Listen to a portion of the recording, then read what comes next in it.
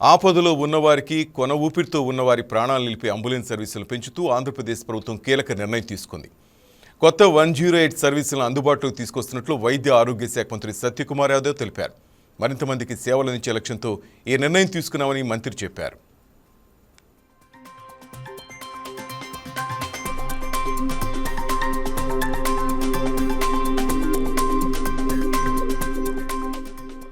గత ప్రభుత్వ హయాంలో డొక్కు తుక్కుగా తయారై తరచూ మరమ్మతులు గురవుతున్న అంబులెన్స్లను తొలగించి వాటి స్థానంలో నూతన అంబులెన్స్లను నడపనున్నారు. దీనివల్ల గోల్డెన్ అవర్లోనే రోడ్డు ఇతర ప్రమాద క్షతగాతులకు ఆసుపత్రిలో వైద్యం అందుతోందని మంత్రి సత్యకుమార్ యాదవ్ అన్నారు. నేషనల్ అంబులెన్స్ కోడ్ ప్రకారం అంబులెన్స్లపై రంగులు వేసినట్లు పేర్కొన్నారు. దీనిపై మరింత సమాచారం మా కరెస్పాండెంట్ దుర్గాప్రసాద్ అందిస్తారు.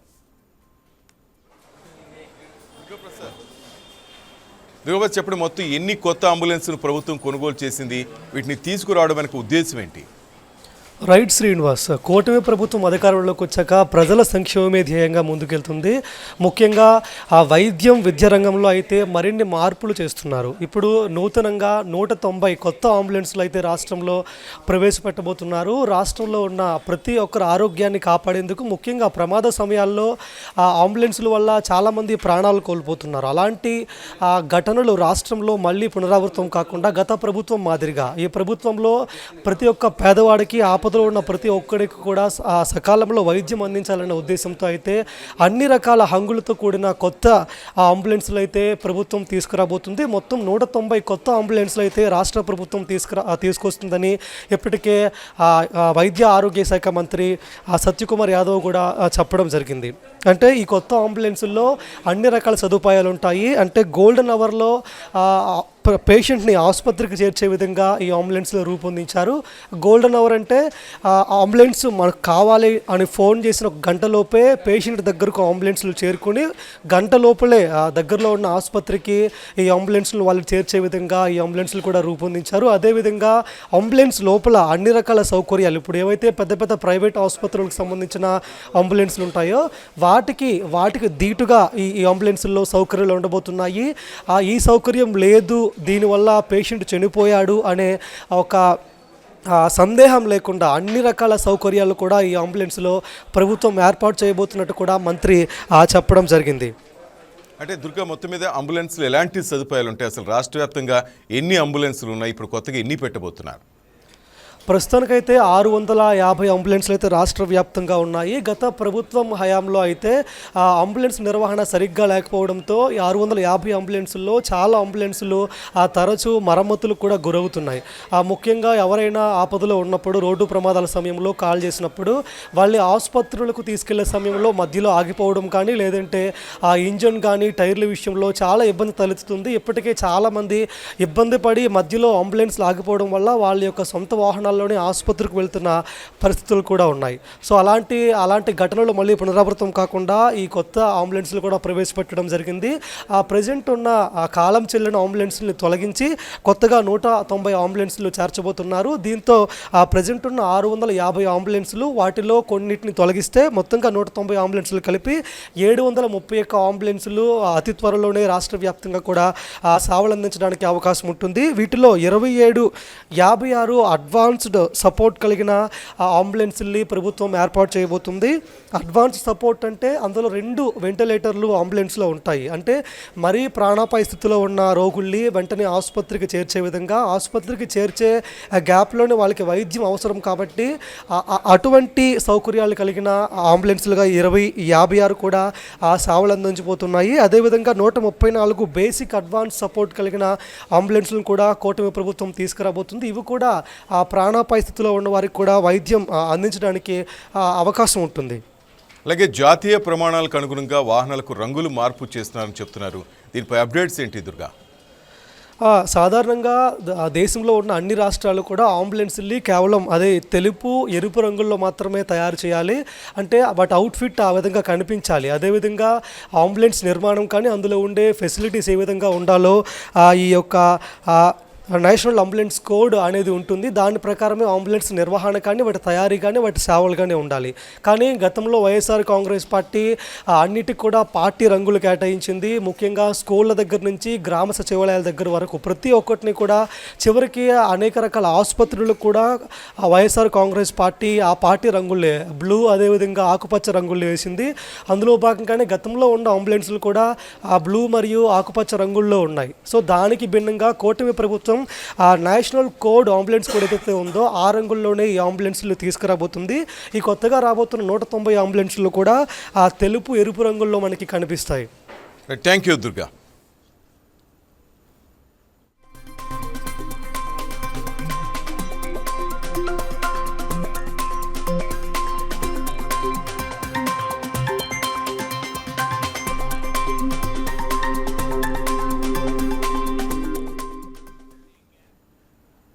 ఎక్కడైనా పంట కాలువ భూమిలో ఉంటుంది, కానీ అక్కడ మాత్రం నీరు ఓ వంతెన ద్వారా పారుతుంది. ఆ పొడవైన వంతెన ద్వారా దాదాపు 2 కిలోమీటర్లకు పైగా నీటిని తరలిస్తున్నారు. ఇలా బ్రిడ్జిపై పంట కాలువ ప్రవహించడం ఓ అద్భుతం అనే చెప్పాలి. మన దేశంలో ఉన్న ఏకైక బ్రిడ్జి పంట కాలువ ఎక్కడుంది? ఆ వివరాలేంటి? శ్రీకాకుళం జిల్లాలోని ఆముదలవలస నియోజకవర్గంలో ఆసియాలోనే అతిపెద్దదైన వయోడక్ట్ దగ్గర ప్రస్తుతం మనం ఉన్నాము. అయితే ఇక్కడ ఈ వయోడక్ట్ లో ఉన్న సమస్యలు ఏమిటి, దీని ద్వారా ఎదుర్కొంటున్న ఇబ్బందులు ఏమిటి అనేది మనం రైతుల ద్వారా అడిగి తెలుసుకునే ప్రయత్నం చేద్దాం. వయాడక్ట్ అంటే నీటి వంతెన.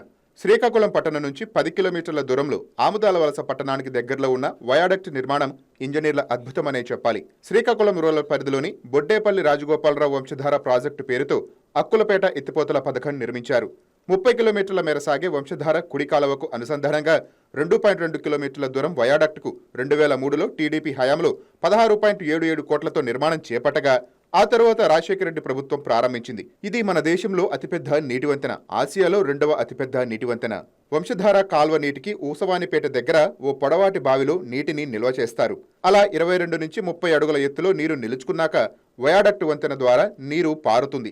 రైతులకు అవసరమైన చోట కిందకు పంపు కనెక్షన్ ఇచ్చి పొలాలకు నీరు విడుదల చేస్తున్నారు. అయితే ఈ ఊసవానిపేట ప్రాంతంలో రైల్వే లైన్ ఉంది. అందుకనే ఆ రైల్వే లైన్ కింద అండర్ టన్నెల్ నిర్మించి రైల్వే లైన్ అవతలికి నీటిని తరలించి అక్కడ నుంచి వయాడక్ట్ మీదుగా తరలిస్తారు.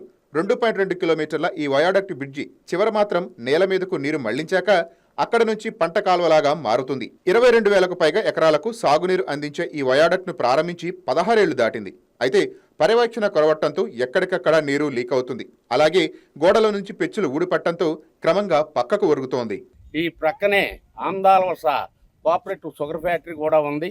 ఆ ఫ్యాక్టరీ 2004లో మూతపడింది. మూతపడిన తర్వాతను ఇక్కడ రైతులు ఇబ్బంది పడేటానికి ఇక్కడ వయోడెక్ వాటర్ వచ్చి మనకి అవకాశం ఉంది. ఇక్కడ క్రాప్ చెరుకు పండించుకునే అవకాశం ఉంది. కానీ ఇక్కడ చెరుకు పండించుకునే రైతులు ఉత్సాహంగా ఉన్న ఆ రోజు గవర్నమెంట్ వారు ఇన్ని నిలిపివేయడం జరిగింది. దీని మీద స్టేటస్కో తేవడం కూడా నేనే జరిగింది. ప్రస్తుతం లీకేజీల కారణంగా ఈ మేరకు సాగునీరు అందటం లేదు. వయాడక్ట్ వంతెన ఎక్కడికక్కడ పెచ్చులు ఊడిపోతున్నా, సైడ్ వాల్స్ విరిగిపోతున్నా గత పాలకులు పట్టించుకోలేదు. గేదెలవానిపేట దగ్గర వయాడక్ట్ కింద నుంచే వాహనదారులు నిత్యం తిరుగుతూ ఉంటారు. అనుకోని ఘటన జరిగితే పెద్ద ముప్పు తప్పదని స్థానికులు ఆందోళన చెందుతున్నారు. గత వైసీపీ ప్రభుత్వ పాలనలో ఒకసారి కూడా వయాడక్ట్ వంతెనకు మరమ్మతులు చేయకపోవడం వల్లనే ఈ పరిస్థితి వచ్చిందనే ఆరోపణలు ఉన్నాయి.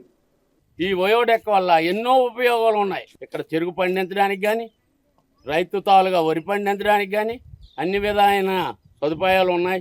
దయించి గవర్నమెంట్ వారు పరిశీలనలో తీసుకుని నారా చంద్రబాబు నాయుడు గారు ఈ వయోడెక్ తాలుగా సర్వీస్ రోడ్ని మా ఎమ్మెల్యే గారికి చెప్పాం, రవి గారికి చెప్పాం. ఇద్దరు ఎమ్మెల్యేలు కలిపి ఈ యొక్క వయోడెక్ని పురోభివృద్ధిగా తయారు చేస్తారని. ఇక్కడ మెట్ల దారులు ఉన్నాయి, ఆ మెట్ల దారులు పాడై ఉన్నాయి. ఒక దగ్గర మెట్ల దారులు కూడా పోయాయి పూర్తిగా. అవి కూడా బాగు చేయాలని గవర్నమెంట్ వారికి తెలియపరుస్తున్నాం. మనం చూసాం, ఏవైతే ఈ బయోడక్ట్ అయితే ఏదైతే ఉందో దీనికి రక్షణ గోడలు లేకపోవడం, అలాగే ఎక్కడికక్కడ ఈ లీకేజీ సమస్య ఏదైతే ఉండడం, దాని ద్వారా నీరు ఏదైతే పోవడం, దీనివల్ల ఎంతో నీరు వృధా అవుతుందని ఆ రైతులు ఇప్పుడే మనతో తెలిపారు. కెమెరామెన్ ప్రసన్నతో పృథ్వీ, రిపోర్టర్. పల్లె పండుగ విజయం ఇచ్చిన స్ఫూర్తిని కొనసాగించేలా పల్లె పండుగ 2.0 ప్రణాళికలుండాలని డిప్యూటీ సీఎం పవన్ కళ్యాణ్ స్పష్టం చేశారు. ఆంధ్రప్రదేశ్ గ్రామీణ ముఖచిత్రం సంపూర్ణంగా మారేలా ఈ ప్రణాళికలు ఉండాలని తెలిపారు. త్వరలో ప్రారంభం కాన్న పల్లె పండుగ 2.0పై పంచాయతీరాజ్ గ్రామీణాభివృద్ధి శాఖ ఉన్నతాధికారులతో క్యాంపు కార్యాలయంలో సమీక్ష నిర్వహించారు. రహదారుల అభివృద్ధి, నూతన రహదారుల నిర్మాణం, మరమ్మతులు, గోశాలలు, మ్యాజిక్ డ్రైన్ల నిర్మాణం తదితర అంశాలపై అధికారులకు దిశానిర్దేశం చేశారు.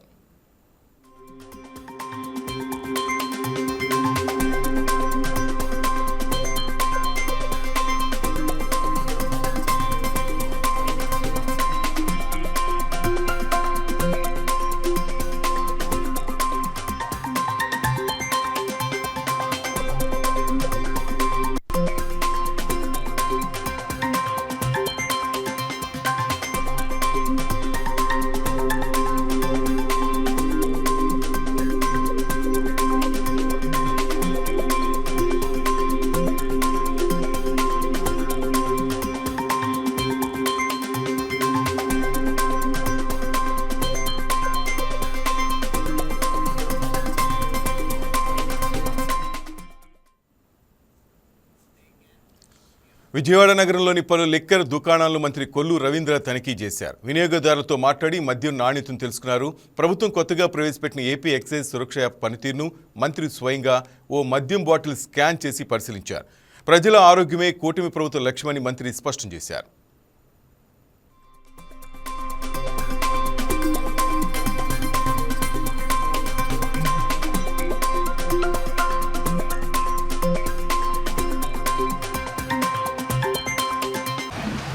ఇవాళ కావాలని ఉద్దేశపూర్వకంగా కొన్ని చోట్ల జరిగినటువంటి కొన్ని సంఘటనల్ని ఆధారంగా చేసుకుని ఒకసారి మొత్తం కూడా టోటల్ ప్రజలకి మరింత ట్రాన్స్పరెంట్గా అందుబాటులో ఉండే విధంగా, ఎందుకంటే గతంలో 14-19లో కూడా మేము ప్రతి షాప్లో కూడా ట్రాక్ అండ్ ట్రేస్ సిస్టమ్ పెట్టాం. ప్రతి ఒక్కరూ కూడా ప్రతి బాటిల్ కూడా ఎక్కడ వేరే రకమైనటువంటి అవకాశాలు లేకుండా చేశాం. కానీ 1924 వరకు జరిగినటువంటి విధానం మొత్తం కూడా రాష్ట్రంలో విధానాన్ని అస్తవ్యస్తం చేశారు. ఇవాళ దాన్ని ప్రభుత్వానికి అంటగట్టే విధంగా కార్యక్రమాలు చేయడం కోసం కొన్ని కుట్రలు జరుగుతున్నాయని చెప్పి మొట్టమొదటి నుంచి కూడా భావిస్తూ ఉన్నాం. అందుకని ఇప్పుడు ఏపీ సురక్ష యాప్ అని యాప్ తీసుకున్నాం. ఈ యాప్ ద్వారా ఎవరైనా ఎప్పుడైనా ఎక్కడైనా వాళ్ళు కొనుగోలు చేసేటప్పుడు ఆ షాప్ దగ్గరే ఆ సెల్లర్ స్కాన్ చేసి ఇస్తారు. వాళ్ళు కూడా బయటకు వెళ్ళిన తర్వాత వాళ్ళ మొబైల్లోనే ఆ యాప్లో వాళ్ళు స్కాన్ చేసుకుని దాన్ని చెక్ చేసుకోవచ్చు. ఇది ఈ యాప్ని తీసుకొచ్చాం. ఇప్పటికి దగ్గర 13,000 మంది డౌన్లోడ్ చేసుకున్నారు. 21,000 మంది స్కాన్ చేసుకున్నారు. అన్నీ కూడా ట్రాన్స్పరెంట్గా ఉన్నాయి. ఎక్కడా కూడా ఇందులో వేరే రకమైనటువంటిది ఎక్కడా కూడా నమోదు కాలేదు. ఇవాళ వైఎస్ఆర్ పార్టీ నాయకులు ప్రజల్ని ఒక ప్యానిక్లోకి తీసుకెళ్ళడానికి, భయభ్రాంతులు గురి చేయడానికి ఒక దుర్మార్గమైనటువంటి ఆలోచనలు చేస్తూ మరి ఈరోజు చూసుకున్నట్టయితే ఇప్పటికీ నెల్లూరులో కానీ, నెల్లూరు సిటీలో, నెల్లూరు రూరల్లో, గన్నవరంలో కల్తీ బీరు జరిగిందని చెప్పి, తిరుపతిలో జరిగినటువంటి సంఘటనలు కానీ కొన్ని దగ్గర ఒక 5-6 సంఘటనలు నమోదైనాయి. అవన్నీ కూడా మేము ట్రాన్స్పరెంట్గా తీసుకున్నాం. ఎఫ్ఐఆర్లు కట్టాం. అక్కడ ఏ రకంగా జరిగిందనే దానికోసం వాళ్ళు పోస్ట్ మార్టం కూడా చేయటం జరిగింది. వాళ్ళు ఆ బాటిల్స్ అన్నీ కూడా చెక్ చేయడం జరిగింది. మొత్తం కూడా ఒక ఫేక్ ప్రచారానికి వాళ్ళ వైఎస్ఆర్ పార్టీ దిగుతుందనేది క్లియర్గా కనబడతాం. కాన్స్పిరసీ ఉంది, కుట్ర జరుగుతూ ఉంది, ప్రభుత్వాన్ని అస్థిరపరచాలని చెప్పి రకరకాలుగైనటువంటి దుర్మార్గమైనటువంటి ఆలోచనలు వైఎస్ఆర్ పార్టీ చేస్తూ ఉంది. ఇవాళ రాష్ట్రంలో చిత్తుగా ఓడగొట్టారు ప్రజలు. 94% మ్యాండేట్ ఇవాళ మా ప్రభుత్వానికి ఇచ్చారు. ఇవాళ ఇవన్నీ వచ్చిన తర్వాత చూసి తట్టుకోలేక జగన్మోహన్ రెడ్డి మళ్ళీ కుట్రపూరితంగా రాష్ట్రంలో అస్థిరపరచాలని ప్రయత్నం చేస్తున్నారు. అందుకోసమే మేము ఇవాళ సిట్ వేసాం. పూర్తి స్థాయిలో విచారణ జరుగుతూ ఉంది. దీని వెనక ఎవరెవరు ఉన్నారో బాధ్యతలు ఖచ్చితంగా బయటకు వస్తారు. అవన్నీ కూడా సీరియస్గా విచారణ చేస్తున్నాం. ఎవరిని కూడా వదిలిపెట్టే సమస్య లేదు. అలాగే డిపార్ట్మెంట్తో ఎవరైనా డిపార్ట్మెంట్లో కూడా కొల్యూట్ అయి ఉన్నారంటే వాళ్ళని కూడా వదిలిపెట్టే సమస్య లేదు. ఇదే కాదు, బెల్ట్ షాప్స్ విషయంలో కూడా చాలా సీరియస్గా ఉన్నాం. ఎక్కడన్నా ఎందుకంటే ఇది స్కాన్ చేసిన లొకేషన్ కూడా మన బయటకు వస్తుంది. ఎక్కడైతే ఎక్కువసార్లు స్కాన్ జరిగినా కూడా దాన్ని బట్టి ఏ ఊరిలో ఇలాంటివి జరుగుతున్నాయి ఇమీడియట్గా అక్కడికి వెళ్ళి మేము యాక్షన్ తీసుకుంటాం. ఎట్టి పరిస్థితుల్లో కూడా ఎవరన్నా ఏదన్నా కావాలన్నా కూడా వచ్చి షాప్స్లో తీసుకోండి. షాప్లో మాత్రమే అమ్మకాలు జరుగుతాయి. బయట ఎక్కడన్నా అమ్మకాలు చేయాలని ప్రయత్నం చేసినా వాళ్ళ మీద కూడా సీరియస్గా యాక్షన్స్ ఉంటాయని కూడా హెచ్చరిస్తా ఉన్నాం. కూటమి ప్రభుత్వంపై బురద జల్లాలనే నకిలీ మద్యం పేరుతో మాజీ మంత్రి జోగి రమేష్ కుట్రకు తెరతీశాడని మైలవరం ఎమ్మెల్యే వసంత కృష్ణప్రసాద్ ఆరోపించారు. ఈ సందర్భంగా టీడీపీ స్టేట్ ఆఫీసులో ఆయన మీడియాతో మాట్లాడారు. నకిలీ మద్యం కేసులో A1 అద్దేపల్లి జనార్దన్, జోగి రమేష్ మంచి స్నేహితులని, జోగి అండతోనే మద్యం కల్తీ జరిగిందని అన్నారు. మాజీ ముఖ్యమంత్రి జగన్కి కూడా దీనిలో భాగం ఉందని, అందుకే ఫేక్ ధర్నాలు, ర్యాలీలు చేపడుతున్నారని వసంత ఆరోపించారు. 87,000 కోట్ల రూపాయల విలువైన గూగుల్ సంస్థతో మనకు ఒప్పందం కుదురుతా ఉంది. ఇది భారతదేశ చరిత్రలోనే ఒక అతిపెద్ద విదేశీ పెట్టుబడి.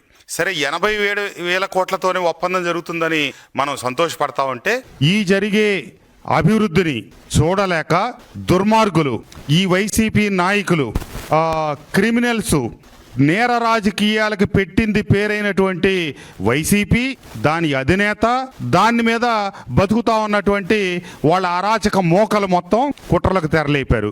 రాష్ట్ర ప్రజలందరూ ఎందుకు ఈరోజు నేను ఈ ప్రెస్ మీట్ పెట్టాల్సి వచ్చిందంటే, జోగి రమేష్ అనే ఒక అసాంఘిక శక్తి, నా నియోజకవర్గానికి చెందిన వ్యక్తే, ఒక వారం క్రితం నుంచి ఈ గొడవకు తెరదీశాడు.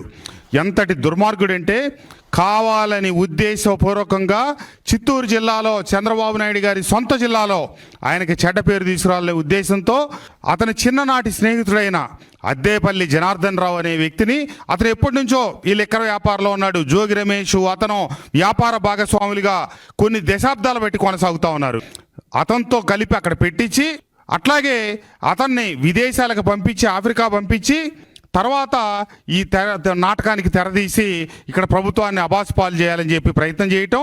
వెంటనే ప్రభుత్వం, పార్టీ అప్రమత్తమై ఎవరైతే జయచంద్రారెడ్డి అనే వ్యక్తి పేరు వచ్చిందో ఆయన పార్టీని సస్పెండ్ చేసి ఎమ్మటే చర్యలు తీసుకునేటప్పటికి ఇది పెద్దగా కథ రక్తి కట్టలేదని చెప్పి వెంటనే ఇబ్రహీంపట్నంలో కూడా గోడౌన్లోకి ఈ అక్రమ మద్యాన్ని, అక్రమ క్యాన్లు ఇవన్నీ తీసుకొచ్చి తరలించి దీన్ని రాష్ట్ర ప్రభుత్వం మీదకి నింద మోపాలని చెప్పి, అట్లాగే నిన్న ఉదయం మైలవరంలో వెళ్ళి ధర్నా చేశాడు. రాష్ట్రంలోకి వచ్చేటప్పటికి చంద్రబాబు నాయుడు గారిని, లోకేష్ బాబు గారిని, పవన్ కళ్యాణ్ గారిని దోషులుగా చిత్రీకరించడం, నియోజకవర్గానికి వచ్చేటప్పటికి నన్ను దోషిగారిని చిత్రీకరించడం. సరే, ఇంతకీ ఇతను ఎవరయ్యా ఈ అద్దేపల్లి జనార్దన్ అంటే, ఇతనికి చిన్ననాటి స్నేహితుడు. నిన్న ప్రెస్ మీట్లో అతనే చెప్తా ఉన్నాడు, నేను అతని తాత, మా తాతలు మేమందరం కలిసి ఒకే బజార్లో ఉండేవాళ్ళం అని చెప్పి. మరి నాకు అద్దేపల్లి జనార్దన్తో ఏ రకమైన సంబంధం లేదు. అంతేకాకుండా ఈ అద్దేపల్లి జనార్దన్కు సంబంధించిన ANR బార్ని నేను అక్కడ ప్రజలకి చాలా ఇబ్బందికరంగా ఉంది, ఇది ఇక్కడ నుంచి మార్చాలని చెప్పి నేను 2024 అక్టోబర్ 10వ తారీఖున ఎక్సైజ్ కమిషనర్ గారికి, ఎక్సైజ్ ఇక్కడ జిల్లా సూపరింటెండెంట్ గారికి, ఎక్సైజ్ మంత్రి గారికి కూడా లెటర్ పెట్టడం జరిగింది. మా పార్టీకి కానీ నాకు కానీ లోపాయికారి సంబంధాలు ఉండుంటే మా పార్టీ వ్యవహారాన్ని అనుసరించి శాసనసభ్యుడిగా నేను నడుచుకుంటా కదా, ఏదైనా ఉండుంటే నేను అతను ఎందుకు అక్కడి నుంచి ఆ బార్ తొలగించాలని చెప్పి ప్రభుత్వానికి నేను లేఖ పెట్టడం జరుగుతుంది. కానీ ఇవన్నీ తెలియని జోగి రమేష్ ఈ దొంగ నాటకం ఆడి అటు రాష్ట్ర ప్రభుత్వాన్ని, నన్ను అప్రతిష్ట పాలు చేయాలి, చంద్రబాబు నాయుడు గారి మీద చిలవల పలవలు చేసి మాట్లాడుతూ వచ్చాడు. ఇతను ఇంత చేసి ఈ దుర్మార్గుడు, ఈ దౌర్భాగ్యుడు జోగి రమేష్ చేసిన నాటకం ఏంటంటే, 24వ తారీఖు మాకేం చెప్పాడు, అక్కడ లోకల్ మీడియాలో ఏం మాట్లాడాడు, వెళ్ళేటప్పుడు చివరి ఫోన్ చేసింది వసంత కృష్ణప్రసాద్కి అని చెప్పాడు. కానీ జరిగింది ఏంటయ్యా అంటే, వాస్తవంలో 23వ తారీఖు, 24వ తారీఖు అతను ఆఫ్రికా వెళ్తా ఉన్నాడు. 23వ తారీఖు అద్దేపల్లి జనార్దన్కి కబురు చేసి, నువ్వు ఎప్పుడు వెళ్తున్నావు అంటే, నేను రేపు బయలుదేరి వెళ్తున్నా అని చెప్పాడు. అయితే నువ్వు నా దగ్గరకు రా మాట్లాడదామని చెప్పాడు. 23వ తారీఖు సాయంత్రం 8:30 ప్రాంతంలో ఒక 2-3 నిమిషాలు అటు ఇటుగా అతని ఇంటికి వచ్చి, ఇంట్లోకి వెళ్ళిన తర్వాత గంట సేపు 9:30 వరకు జోగి రమేష్ మాట్లాడాడు. సరే నాకేమి తెలియదు అని నిన్న పొద్దున్న దాకా బుకాయించుతా వచ్చిన జోగి రమేష్ ఇంకొన్ని విచిత్రమైన విన్యాసాలు చేశాడు. జీఎస్టీ తగ్గింపుతో నిర్మాణ రంగం పుంజుకుంటోంది. మంత్రి వాసంశెట్టి సుభాష్ స్పష్టం చేసే దీనికి సంబంధించి అవనిగడ్డలో ఎమ్మెల్యే మండలి బుద్ధప్రసాద్ ఆధ్వర్యంలో ఏర్పాటు చేసిన జీఎస్టీ సదస్సుకు మంత్రి సుభాష్ ముఖ్య అతిథిగా హాజరయ్యారు. నిర్మాణ రంగంలో ఉపయోగించే సిమెంట్, మార్బుల్స్, గ్రానైట్, ఇసుక, ఇటుకలపై జీఎస్టీ తగ్గింపు వల్ల ప్రజలకు మంచి జరుగుతుందని అన్నారు. వైసీపీ ప్రభుత్వంలో కార్మికులకు పని దొరకలేదని ఆరోపించారు.